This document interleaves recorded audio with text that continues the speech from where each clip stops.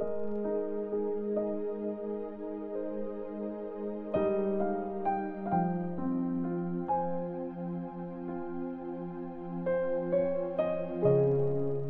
Thessalonians chapter 1.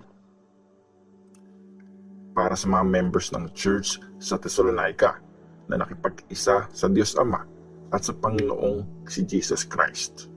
Sana maayos ang lagay nyo at ramdam nyo na mabait talaga ang Diyos. Galing ito kay Paul, Silas at Timothy. Ang buhay at faith ng mga Thessalonians. Lagi kami nagpapasalamat sa Diyos para sa inyong lahat at lagi namin kayong sinasama sa mga prayers namin. Pag nagpe-pray kami sa Diyos at Tatay natin, inaalala namin kung paano nyo pinapractice ang faith nyo, kung paano kayo nag-e-effort ng todo para ipakita ang pagmamahal nyo at kung gaano katibay ang pag-asa nyo sa Panginoon nating si Jesus Christ. Mga kapatid, alam naming mahal kayo ng Diyos at pinili niya kayo.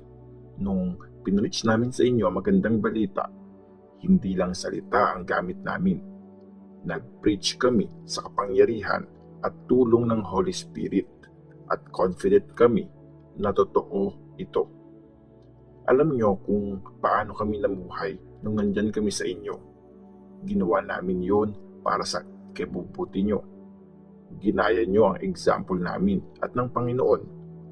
At kahit sobrang nahirapan kayo, masaya naman kayo dahil sa Holy Spirit nung tinanggap nyo ang mensahe tungkol kay Jesus Christ. Kaya naging example kayo sa lahat ng naniniwala sa Panginoon na nasa Macedonia at Akaya. Dahil sa inyo, hindi lang sa buong Macedonia at Akaya nakarating ang mensahe tungkol sa Panginoon. Nabalitaan din sa lahat ng lugar ang faith nyo sa Diyos. Kaya hindi na namin kailangan magkwento pa tungkol doon. Kinukwento ng lahat ng tao sa mga lugar na yon kung paano nyo kami winelcome at kung paano nyo tinalikuran ang mga Diyos-Diyosan para sambahin ang totoo at buhay na Diyos at para hintayin ang anak niyang dadating galing sa langit, si Jesus. Siya yung binuhay galing sa kamatayan at siya din ang magliligtas sa atin sa dadating na matinding galit at parusa ng Diyos.